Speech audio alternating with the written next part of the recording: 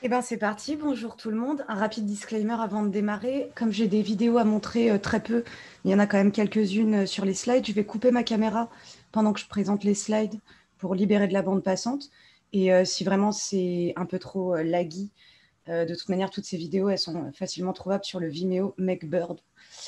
Voilà, donc je vais couper ma petite caméra et on se revoit à la fin de la présentation. Bonjour tout le monde et merci d'être aussi matinal. Je suis Tatiana Villela dos Santos, je suis game designer depuis 10 ans. J'ai eu mon premier taf il y a 9 ans, 11 mois et 4 semaines. J'ai compté ce matin, mal réveillée, donc ne me croyez pas sur parole, vérifiez. C'est symboliquement intéressant, 10 ans pour faire une analyse d'un parcours qui en plus est un peu atypique, même à l'échelle du jeu vidéo, puisque par ailleurs, je fais des jeux à contrôleur alternatif et des installations ludiques, donc des jeux pour lesquels je réalise mes propres interfaces. Mes propres bornes, on peut voir ça comme des bornes d'arcade étranges ou des installations artistico-ludiques. C'est mon métier, c'est comme ça que je gagne ma vie, ce n'est pas qu'un hobby. Et je fais ça à travers du coup un projet qui s'appelle Makebird, qui est mon projet multimédia interactif, qui est le nom du projet sous lequel je réalise toutes ces œuvres. C'est du coup mon travail au quotidien depuis maintenant 7 ans. J'ai fait 25 projets qui ont été exposés. Et ça me donne 83 expos distinctes, dont 96 pièces exposées. Donc, on se rapproche de la centième, bientôt la centième. Et pour la vingtaine, trentaine, je ne me suis pas timée, de minutes à venir, je vais vous proposer une analyse déchronologique de l'évolution des projets réalisés dans ce contexte. Déjà pour montrer comment je suis passée d'étudiante en game design à cette niche de l'indé. Et puis aussi parce qu'en fait, c'est un sujet sur lequel il y a très très peu de théorie en game design. C'est un sujet assez nouveau. Donc du coup, j'ai été amenée à construire ma propre approche, ma propre méthode. Ça ne va pas être à proprement parler l'objet de cette intervention. Si vous êtes vraiment curieux des méthodologies de game design que je développe pour réaliser ce genre d'œuvre, je vous invite à aller voir la conférence qui est gratuite en ligne que j'ai faite à la GDC il y a 2 ans, dont j'ai tiré par ailleurs un blog sur Gamasutra. Les deux sont sous le nom Game Design Beyond Screens and Joysticks. Ou plus récemment, parce qu'en 2 ans, il s'est passé quand même beaucoup de choses. Il y a 2 jours, je donnais une conférence pour le festival Jibambe Natek à Nairobi, dans lequel je donne aussi quelques informations sur les mises à jour par rapport à l'évolution de cette méthodologie. Donc, comme je vous ai dit, je vais vous faire une analyse, le mot est peut-être fort, mais en tout cas, voilà, une forme d'analyse déchronologique de l'évolution des projets Makebird. Et j'essaierai d'en tirer quelques enseignements en game design, un par année. Ce ne sera pas exhaustif, évidemment, et puis c'est un petit peu arbitraire, un par an, mais ça nous donnera 10 points, et j'aime bien ce chiffre. 10, c'est un bon chiffre. Voilà, on va pouvoir démarrer. Et ben, c'est parti. On est en 2020.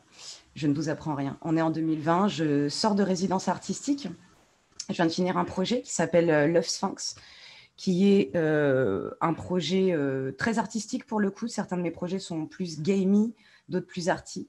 Celui-là est définitivement arty. Un espèce de jeu d'énigmes qui se joue sans écran, avec un métallophone, l'équivalent d'un xylophone, mais en métal, et sur un cube qui est une sorte de sculpture de LED énigmatique. Je peux vous montrer rapidement à quoi ça ressemble.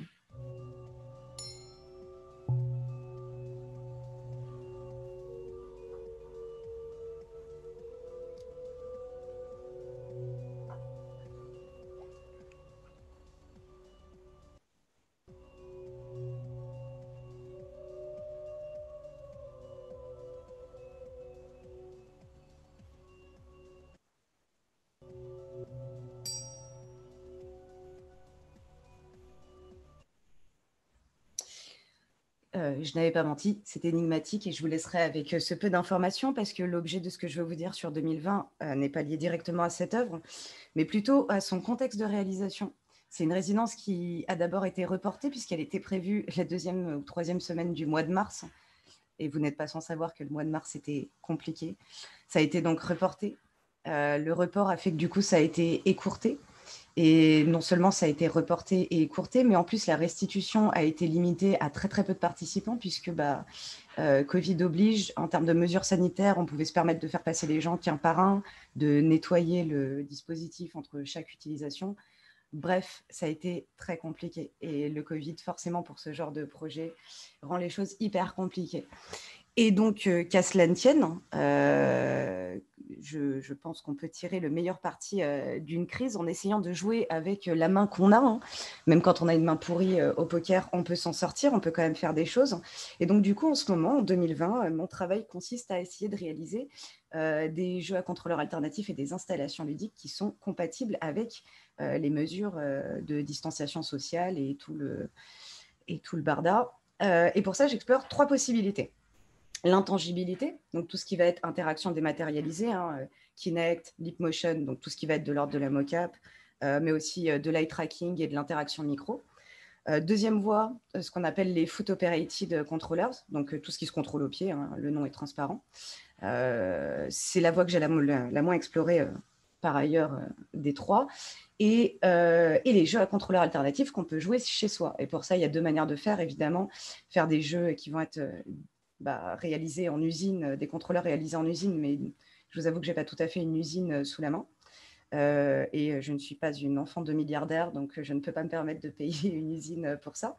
L'autre option, c'est de faire des jeux où on détourne des contrôleurs standards de leur usage traditionnel.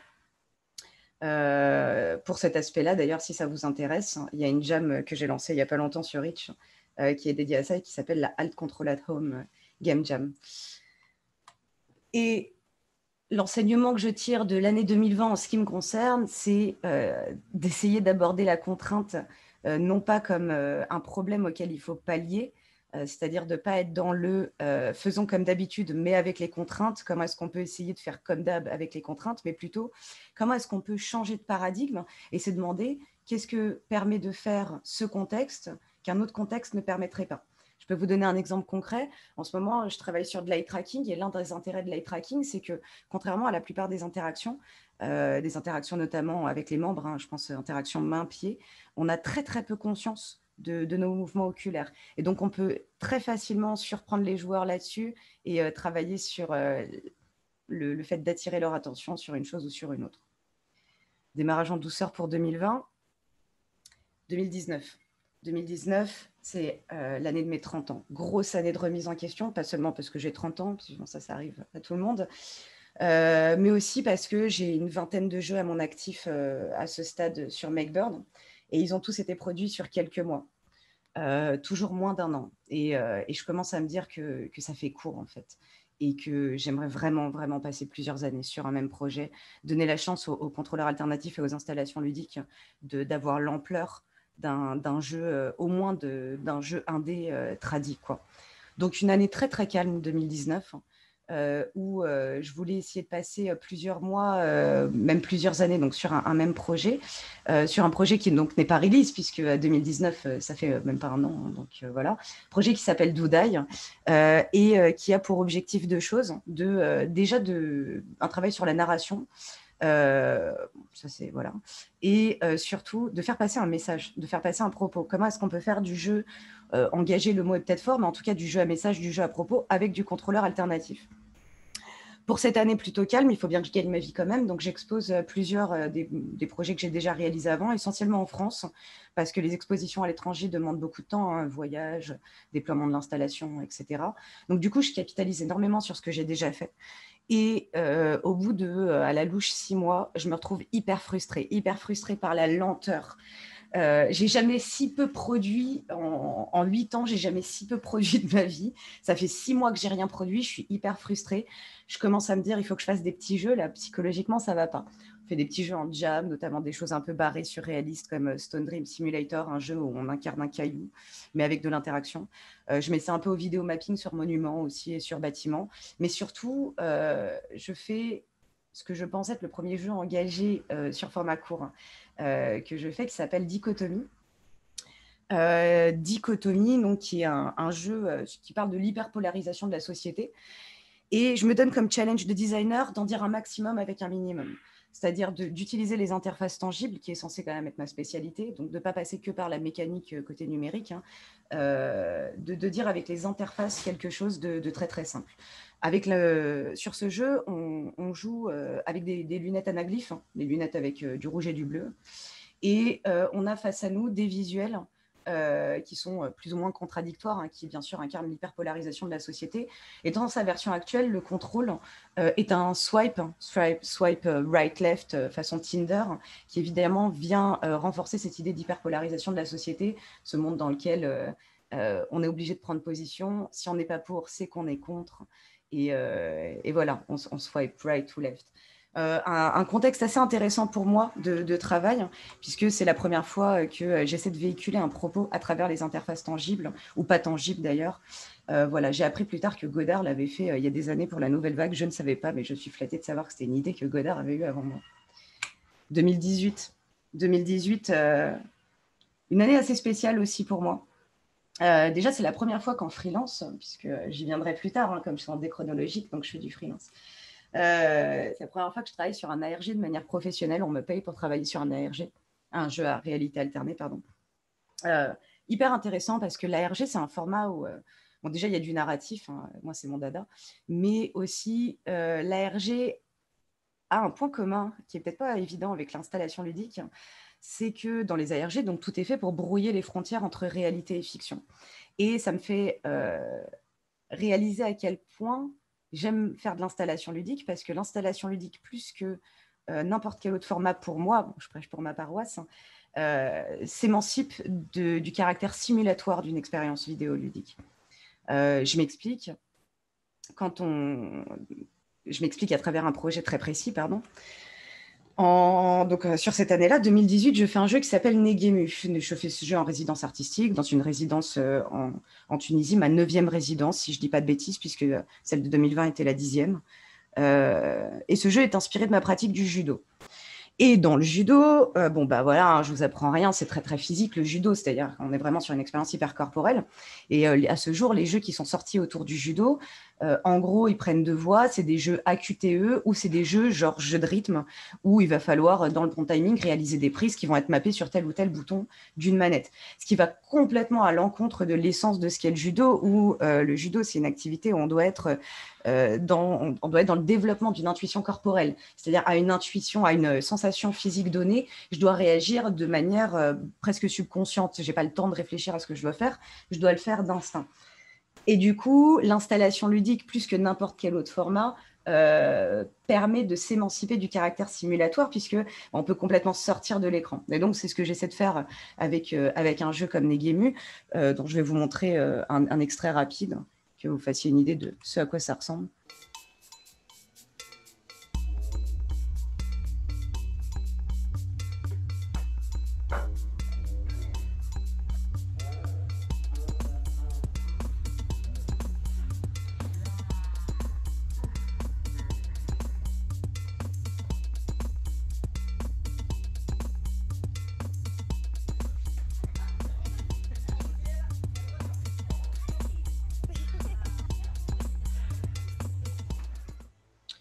Un jeu simple, en fait, dont l'essentiel du game design pour moi a consisté à essayer d'extraire l'essence, le minimum nécessaire pour forcer, entre guillemets, les joueurs à combattre au sol, évidemment de manière fun et ludique et dans la bienveillance. Mais il y a plus intéressant que ça pour moi dans Negemu. En fait, Negemu, donc peut-être que je devrais pitcher très rapidement, c'est un jeu compétitif pour 2 joueurs, un joueur rose, un joueur bleu. On a 3 duos de boutons, rose et bleu, au sol, sur un matelas. Un système de vidéoprojection en douche va mettre en surbrillance l'un de ces duos de boutons, et le premier joueur à appuyer sur le bouton de sa couleur va manger un bout du serpent qui est représenté au sol de l'autre joueur. Le but est d'avoir 3 points d'avance sur l'autre joueur. Donc du coup, ce qui m'intéresse ici, ce qui m'intéresse dans Negemu, c'est que on n'a plus aucune couche de fiction, rien n'est représenté. Il y a effectivement un habillage graphique du système de points et ça s'arrête là.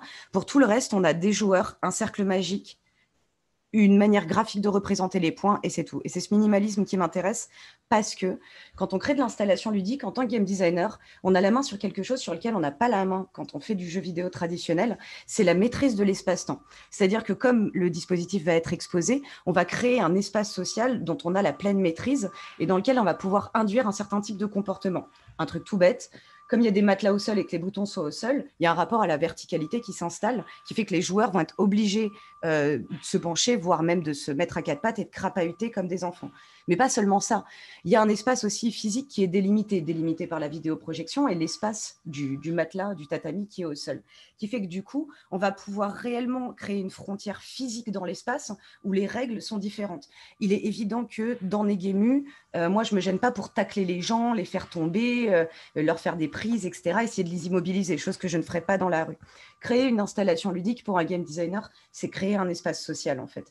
Et ça va même plus loin que ça, puisque on a la main sur autre chose que l'espace-temps, on a la main sur le rituel. Et c'est ça qui a surtout été inspirant pour moi dans le judo. Pourquoi est-ce que dans le judo, quand je suis sur le tatami, je peux tout à fait faire une clé de bras à quelqu'un et on sort du tatami, je ne peux plus le faire.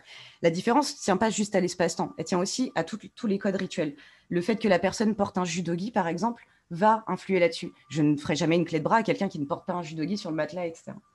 Donc du coup, ça, c'est des aspects qui sont intéressants. Pour finir sur 2018, c'est une année qui a été intéressante pour moi parce que l'essentiel du contenu que je présente là, que ce soit ici, dans mes cours ou plus tard, a surtout été créé dans le cadre de ce qui a été un gros achievement pour moi, ma première conf à la GDC.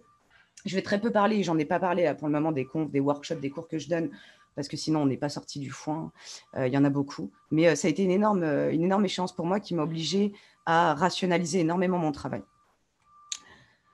Passons à 2017. 2017, c'est l'année pour moi où je suis rentrée un petit peu dans la cour des grands pour deux raisons. Une plus anecdotique, on m'a jamais autant demandé de VR de ma vie.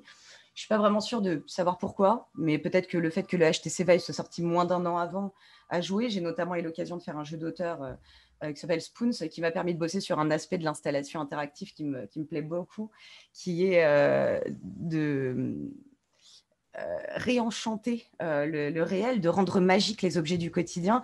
Et donc, la VR m'a permis de travailler sur des éléments du fantastique que je n'avais jamais pu travailler jusque-là, et notamment sur de l'UX étrange. Pour la faire courte, c'est un jeu où les objets n'ont à jamais la fonction qu'ils sont censés avoir. Donc la base, très simple, une boule à neige qu'on peut retourner qui va changer la gravité, une petite cuillère qui va nous permettre de grandir et rétrécir de par notre reflet, en fait, qui est déformé dedans, etc. Assez intéressant pour moi, mais c'est pas pour ça que ça a été ma plus grosse année. Ça a été surtout pour une autre raison, qui est que ça a été mes 2 premières expos solo. Et quand on est sur ce genre de format, c'est des gros achievements. J'étais vraiment très, très contente. Et aussi, très grosse pression. C'était terrifiant puisque quand on fait une expo solo, il faut créer du lien entre ces différentes œuvres. Il n'est plus question de dire j'ai fait ça, c'était cool, je me suis tapé une barre. Non, là, il faut créer du lien et montrer l'évolution de nos recherches. Donc, très difficile, mais très intéressant. Et ça m'a mis sur un aspect qui est aujourd'hui hyper présent dans mon travail, qui est l'aspect performatif. Le jeu, quand on le présente en espace public, c'est-à-dire donc le jeu exposé, est un jeu qui va faire performance. C'est-à-dire que même dans un salon, hein, vous allez à la Paris Game Week, vous allez mater les gens en train de jouer. Et du coup, vous allez pouvoir prendre en compte cette dimension performative. C'est quelque chose qui aujourd'hui est quand même plus facilement compréhensible avec tout ce qui est évidemment YouTubers, streamers, Twitchers, etc. Mais c'est encore différent dans un espace public physique parce qu'il y a une dimension performative qui est de l'ordre du staging, en fait. C'est-à-dire qu'en plus, on se met en scène, nous, corporellement. Et donc, il y a deux choses qui m'intéressent là-dessus en tant que game designer et qui sont propres au game design d'installation ludique. La dimension artistique de la performance et la dimension, comment le jeu fait performance malgré lui. Je vais vous donner 2 exemples concrets parce que c'est hyper flou ce que je suis en train de dire. J'ai, pour ces 2 expos solo, créé 2 nouvelles pièces, Contre-ciel et 2 pièces, en fait, par ailleurs, qui vont de pair, Dead Pixel Square et l'Atlas des matrices. Contre-ciel, le constat de base, et c'est assez intéressant, je trouve, en game design, de se demander qu'est-ce qui est inspirant. J'aime bien m'inspirer de choses qui ne sont pas du jeu vidéo, évidemment, et je vous le conseille. Contre-ciel, mon constat de base, ça a été, Moi, j'aime bien jouer un peu de piano, mais je suis un peu nulle hein, quand même. Et du coup, il y a deux initiatives que je trouve très positives, mais très difficiles à prendre en main. C'est une qui s'appelle Play Me, I'm Yours et l'autre Piano en gare, que vous devez connaître. Hein, c'est mise à disposition du public de piano dans des espaces publics. Et le problème, c'est que les gens comme moi qui jouent pas de ouf du piano, bah, c'est hyper flippant en fait. Moi, je joue jamais sur ce genre de piano. Je suis beaucoup trop inhibée pour ça. Et ce constat m'a fait dire que ce qui est intéressant, c'est que qu'est-ce qui m'inhibe? Ce qui m'inhibe, c'est la dimension performative. C'est le fait que je joue du piano en me disant les gens jugent ma qualité de joueuse de piano. Si c'était un jeu, je ne me ferais pas évaluer à l'aune de ce paramètre-là. Et donc, du coup, fort de ce constat, je me mets à faire un ciel interactif. Bon, il y a eu d'autres éléments inspirants, hein, mais un ciel interactif sur lequel on va pouvoir changer la météo, l'heure du jour ou de la nuit, et surtout la planète depuis laquelle on regarde le ciel, en fonction de ce qu'on joue au piano, mais par des règles qui sont discrétisées. Donc, en jouant du piano, on essaie de comprendre quelle est la grammaire de l'interaction et comment est-ce qu'on peut influer sur ce ciel. Et c'est hyper intéressant pour moi de travailler sur comment est-ce qu'en fait ça crée un switch de cadre social, de cadre psychologique qui est hyper désinhibant parce qu'en fait un joueur de contre-ciel est d'abord un joueur et finalement même si on joue très mal, on s'en bat les steaks parce que ce qui compte c'est qu'on est en train d'explorer les possibilités de la grammaire de l'interaction qui nous est offerte. Donc du coup qu'importe qu'on joue bien ou qu'on joue mal. La deuxième pièce, Dead Pixel Square, je vais accélérer un peu, je suis vachement plus lente que prévu. Dead Pixel Square et l'Atlas des matrices. Un cas intéressant pour moi, Dead Pixel Square, déjà, c'est une variation sur un jeu que j'avais fait avant. Je n'avais jamais fait ça avant. Essayer de créer des variations sur un même concept. C'est assez simple, hein. On déplace des avatars, ça crée des lignes de couleurs. Quand on fait des formes fermées, elles se remplissent automatiquement. Jeu compétitif. Quand on croise les couleurs, ça fait des pixels noirs. À la fin de la partie, celui qui a le plus de sa couleur remporte la partie. Très simple. Sauf que pour cette version-là, je me dis, je pense que par la scéno, on peut induire d'autres comportements ludiques. Et donc, au lieu de projeter ça traditionnellement sur un mur ou sur un écran, je le projette sur un canevas.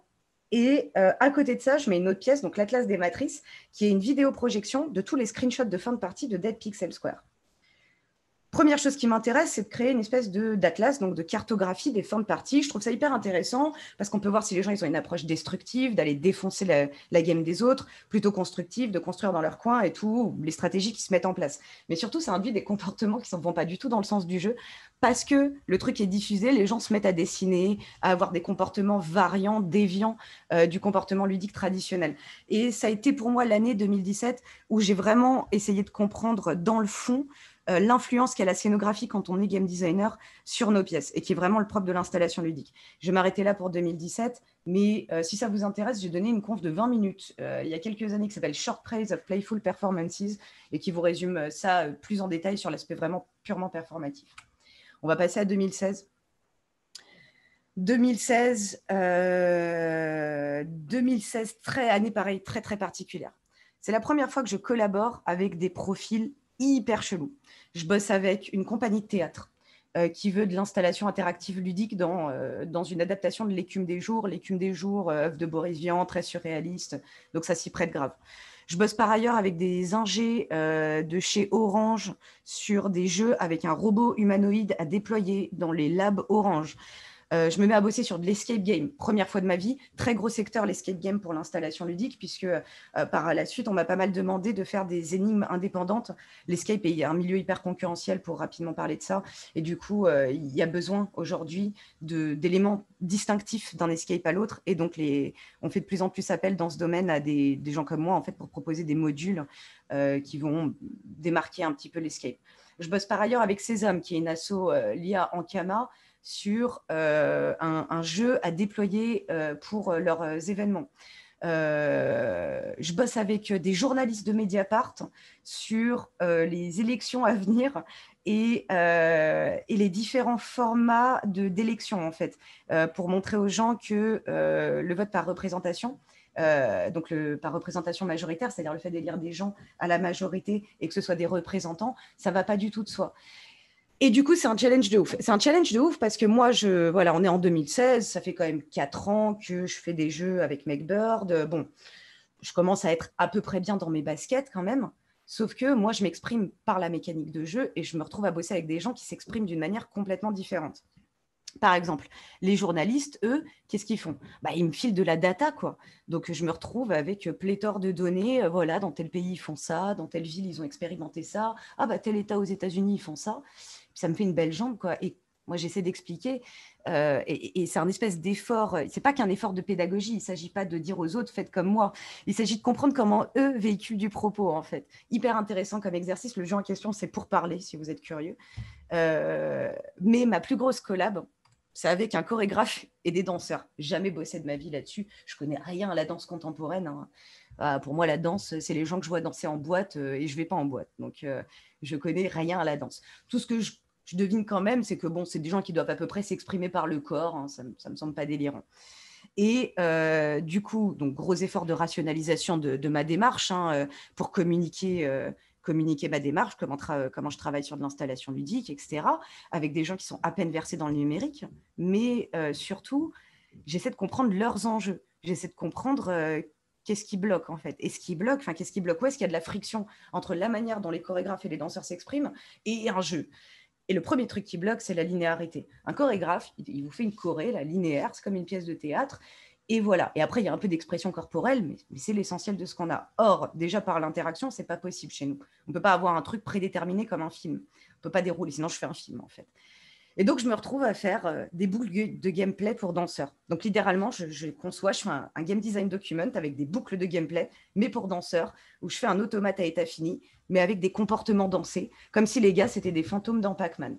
Et je me sers de ça pour faire comprendre aux joueurs comment marche l'installation. Donc, je fais un système discrétisé, comme contre-ciel, etc. Je cache la grammaire de l'interaction. Je produis, donc on est dans une salle de 58 mètres carrés, ça je ne l'ai pas dit, c'est en résidence artistique, on est dans une abbaye, on nous file la salle des pénitences à l'ancienne de l'abbaye, donc on a encore des chaînes pour tenir les gens, les fouetter et tout. Trop chelou comme contexte, sud de la France, trop bizarre. Et là, du coup, je fais un automate à état fini pour les danseurs. Et dans cet automate à état fini, donc du coup, on va avoir des comportements dansés qui vont être fonction de ce que font les joueurs. Donc, quand les joueurs ils arrivent dans la salle, qu'est-ce qu'ils voient? Ils ont un plafond recouvert de watts de rembourrage avec des LED par-dessus. Et quand ils touchent une partie du ciel, ça va localement changer la météo. J'ai un peu une obsession avec le ciel et j'aime bien, c'est un truc un peu démiurge. Moi, j'ai un peu un god complexe comme ça. Et quand on touche une partie du ciel, ça va changer la météo et après, c'est de la dynamique combinatoire. Donc, par exemple, si vous foutez de l'orage partout, ça va faire cracher le système, entre guillemets, hein, c'est volontaire, etc. Toutes ces règles-là ne sont pas données aux gens et à la place, c'est par les comportements dansés qui comprennent comment ça marche. Je ne rentre pas dans les détails. Si vous avez des questions là-dessus plus tard, on pourra y revenir. Parce qu'en fait, je suis grave à la bourre sur mon planning. 2015. 2015, c'est l'année où je peux dire décemment que le jeu sous sa forme artistique, c'est mon métier, au sens où j'en vis. Je rentre pas grand-chose, mais je rentre l'équivalent d'un SMIC par mois étalé sur l'année avec. C'est important pour moi parce que c'est quand même important de pouvoir se dédier à ça à temps plein. C'est ma plus grosse année de prod en termes de nombre de jeux réalisés, exposés, puisqu'il y en a 5, ex aequo avec l'année 2013. Qui arrive. 2013 est avant 2015. Ouais. Donc 5 jeux dans l'année, donc une moyenne d'un peu plus de 2 mois par jeu. Je fais dans le quantitatif. Je fais dans le quantitatif cette année-là parce qu'en fait, ce que je veux tester, c'est les limites de mon médium. Les jeux à contrôleur alternatif, les installations ludiques, c'est un domaine hyper vaste. En fait, installation ludique, entre une borne d'arcade, Guitar Hero et un escape game, il y a quand même un monde. Et du coup, je veux tirer à la hanche et voir ce qui touche, en fait. Concrètement, c'est ça qui se passe sur 2015.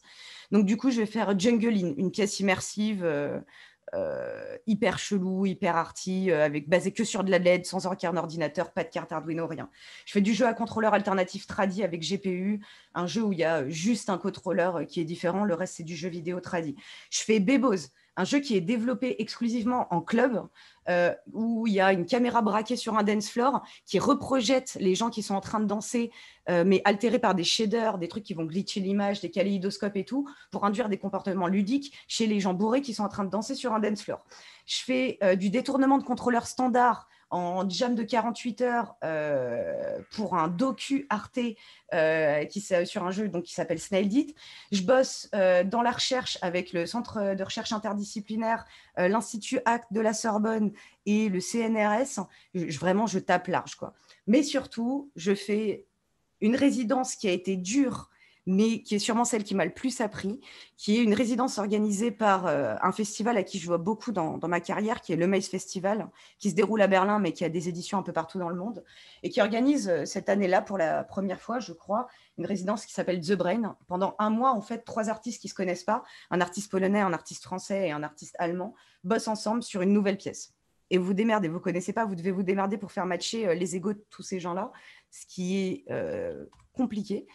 J'ai balancé la vidéo plus vite que prévu. Je vous laisse avec la vidéo, elle est courte.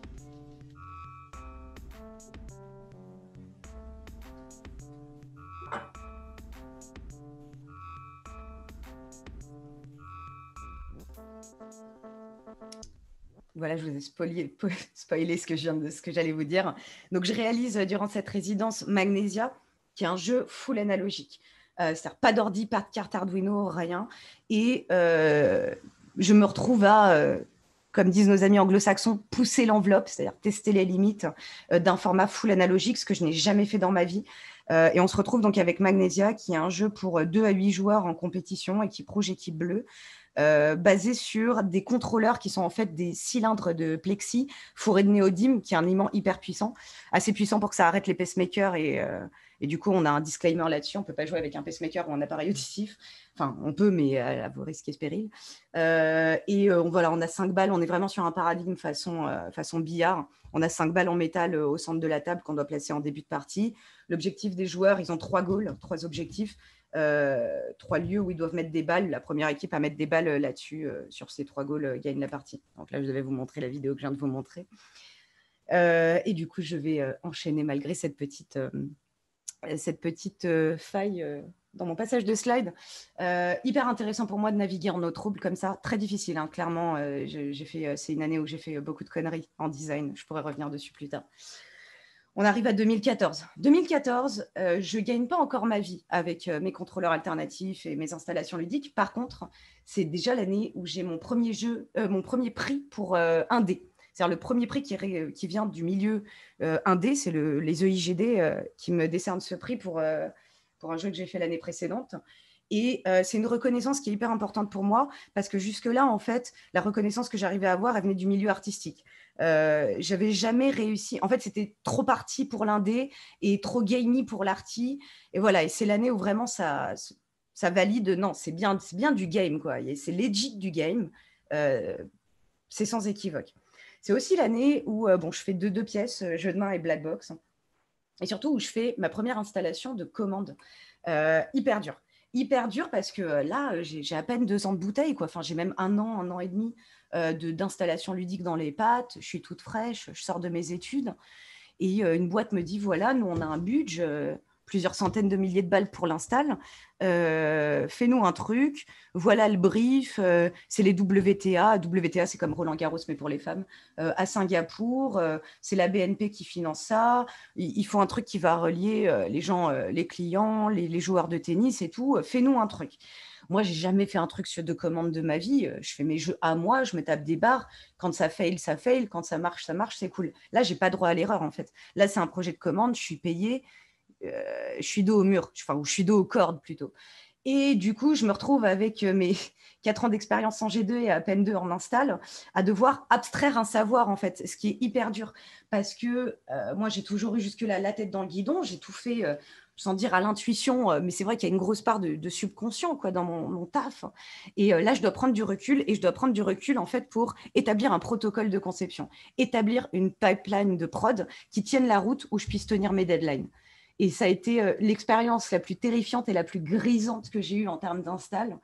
Et spoiler, ça a super bien marché, ils m'ont rappelé plein de fois derrière. Mais jusqu'à la dernière seconde, vous m'auriez demandé, je vous aurais dit, ils vont jamais me rappeler. Jamais de la vie, ils me rappellent, ça y est, je suis grillée, etc. Et non, ça s'est super bien passé. C'était ma première expérience avec Leapmotion, d'ailleurs. Voilà, donc année assez positive, 2014. 2013, on arrive sur la fin de 2013, c'est l'année où les choses deviennent sérieuses. C'est une année très, très productive, comme je l'ai dit plus tôt, 5 jeux cette année-là. Je produis énormément parce que c'est l'année où je comprends que c'est ce que je veux faire de ma vie, en fait. C'est l'année où je me dis, les jeux à contrôleurs alternatifs, les installations ludiques, c'est ce que je veux faire de ma life, toute ma vie, tous les jours de ma vie. Ce qui est assez violent, hein, on se dit rarement ça quand même dans une vie. Je commence par faire 2 jeux, 2 petits jeux en jam, début d'année, Isochrone et Tetra. Ça me vaut 2 expos. Première expo de ma vie, Geekopolis, j'expose Isochrone, puis un peu plus tard à Visage du Monde à Cergy, Tetra. Pour ces expos, je me dis, j'ai fait des jeux, hein, je fais du jeu vidéo à ce stade de ma vie, hein, normal.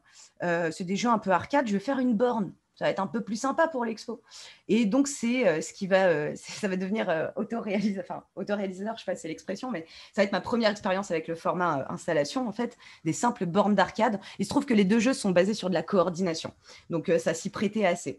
Et puis, je kiffe, quoi. Franchement, je kiffe faire mes bornes, je kiffe réfléchir à ce truc de coordination. Je me dis, putain, c'est génial, ce truc de... pardon. Punaise, c'est génial, ce truc de coordination. C'est passionnant. J'aimerais bien pousser plus loin les recherches. Je fais mon 3e jeu sous forme d'installation qui est OHORT, où je fais des recherches à l'époque sur les interfaces perceptibles mais intangibles. Concrètement, du contrôle de la lumière, des choses comme ça. Des choses qu'on peut percevoir sans pouvoir les toucher. Hyper cool. Je fais un espèce de jeu de pod racer avec ça. Voilà. Très cool. Le point commun de ces 3 premiers jeux, c'est qu'ils ont tous un écran. C'est juste des contrôleurs un peu chelous avec des jeux sur écran. OHORT, donc ce jeu avec la lumière, marche super bien. Ça me vaut le tout premier prix de ma vie, le prix Connext, un prix plutôt art contemporain, art numérique, art interactif. Et puis ma toute première résidence de ma vie qui est à Prague, une résidence très, très difficile, émotionnellement hyper dure. Je me retrouve seule à Prague, période de Noël. Le lab dans lequel je suis accueillie en résidence est désert. Je vous cache pas que je ne parle pas un mot de tchèque. Et je me retrouve donc à devoir faire une install sans pouvoir même communiquer avec l'équivalent du Leroy Merlin local. J'ai pas de bagnole, de toute manière, j'ai pas le permis. J'ai tout appris dans cette résidence et j'ai tout appris dans la douleur. Mais c'était génial, l'expérience géniale et une chance incroyable de faire ça. Je sors un jeu quand même, Nivose, qui est un espèce de Vidging interactif. Je me tape un délire un peu arty. L'ensemble est basé sur des scanners 3D de mon propre cerveau. Bref, tout un délire. Et puis, à la fin de cette année-là, je fais...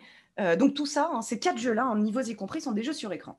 À la fin de cette année-là, 5e jeu, je fais Atsono. Atsono, qui est devenu à ce jour mon plus gros succès, je dirais, puisqu'il a 18 expos à lui tout seul. Donc, c'est pas rien. Sur presque 100. Donc, ça représente quand même presque un 5e de mon taf.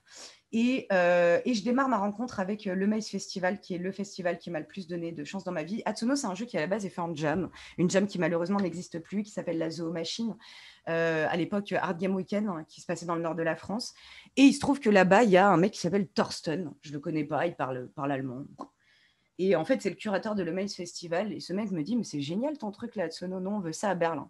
Ça a vraiment été l'élément déterminant sur ce qui m'a permis derrière de... Parce qu'en fait, d'avoir une reconnaissance à l'étranger, je pense que c'est comme ça dans tous les pays, mais je peux vous le dire pour la France, d'avoir une reconnaissance à l'étranger, ça vous rend legit dans votre pays d'origine. C'est comme ça. J'y peux rien. Et je vais vous montrer rapidement, ça n'ai pas mis l'image, je vais vous montrer rapidement à quoi ressemble Atsono.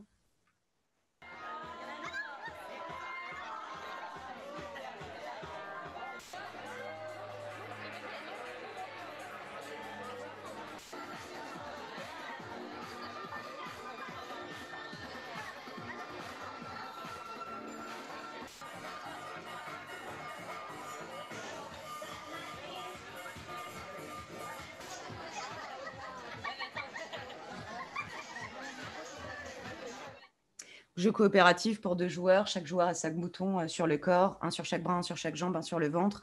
L'objectif, c'est d'appuyer sur tous les boutons allumés sur le corps de son partenaire simultanément. C'est un espace de twister électronique debout sur le corps de l'autre. Assez fun.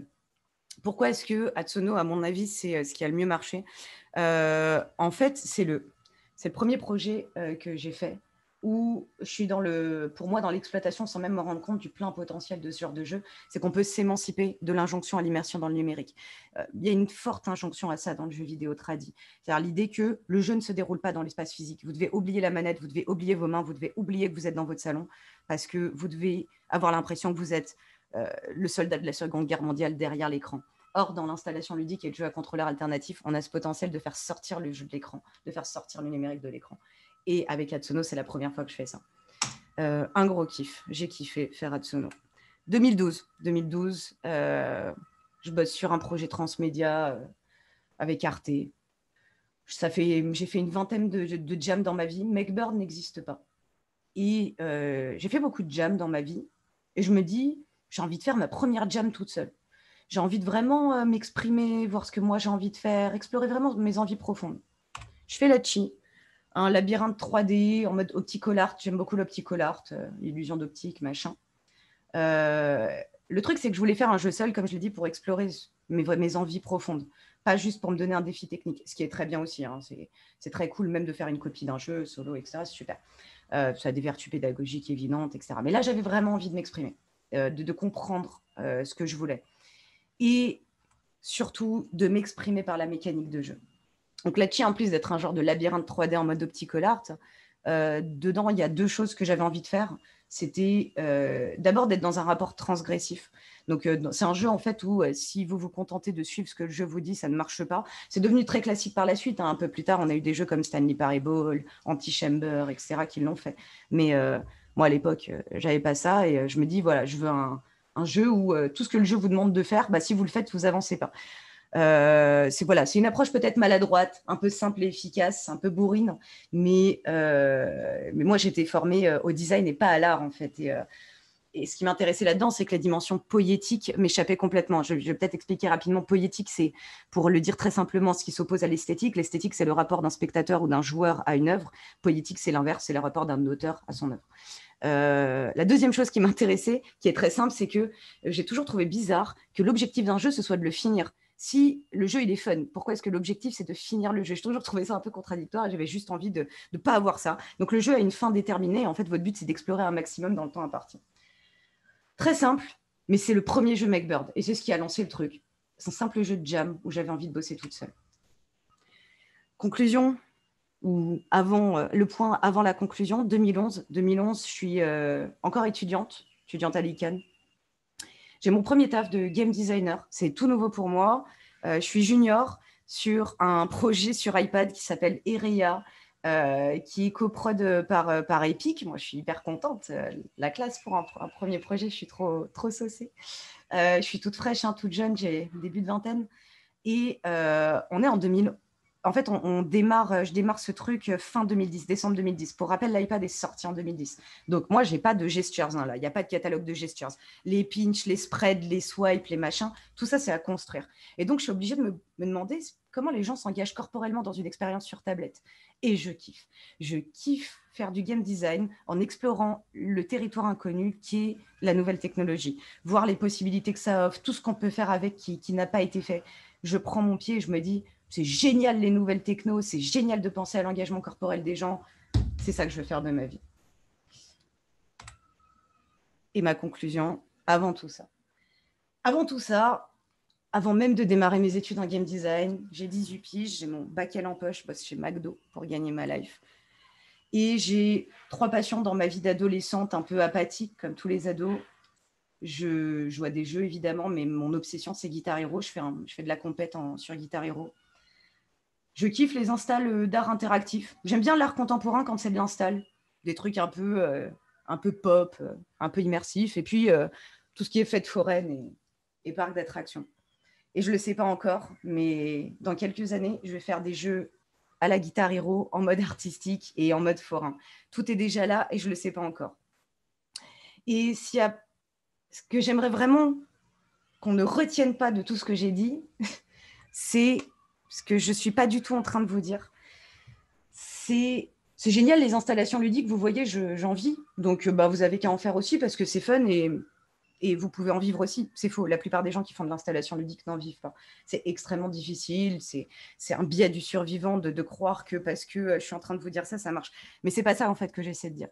Ce que j'essaie de dire, c'est que si ça a marché pour moi, c'est parce que j'ai construit sur des choses qui m'animaient depuis toujours sans même le savoir. Et c'est ce qui fait que j'ai pu survivre en fait aux différents échecs successifs. Il faut bien comprendre que pour un projet que je réalise, un projet que j'expose, il y en a 3 qui sont avortés au bas mot.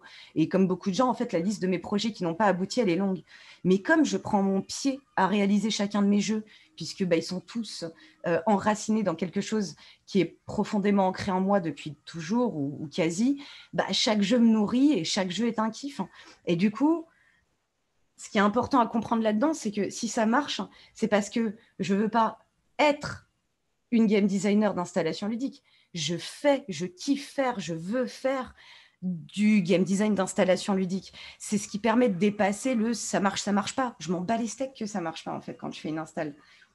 C'est une posture en fait où, comme c'est quelque chose que je kiffe depuis toujours, c'est pas du wannabe, c'est du wanadoo, pour utiliser des mots anglo-saxons à la con. Et je vais vous dire quelque chose qui est hyper niais, mais qui pour moi est hyper important. Je vais commencer sur quelque chose de très niais.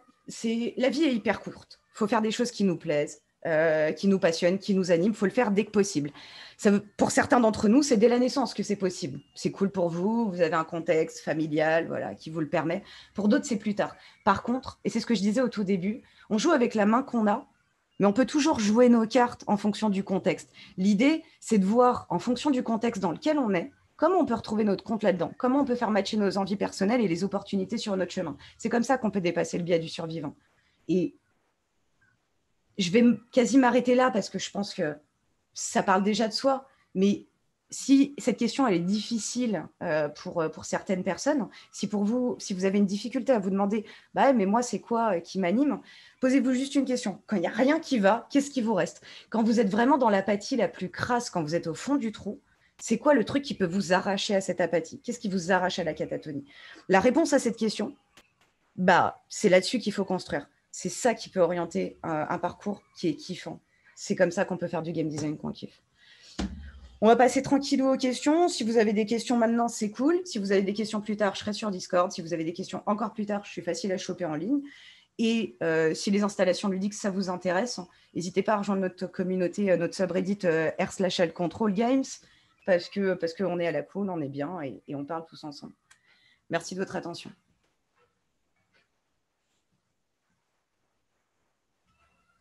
Retour caméra.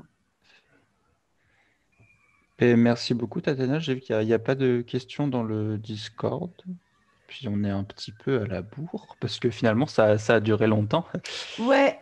C'est quasiment le double de ce que j'avais prévu de faire. C'est pas de souci, pas de souci. Du coup, ouais, non, il n'y a pas de questions.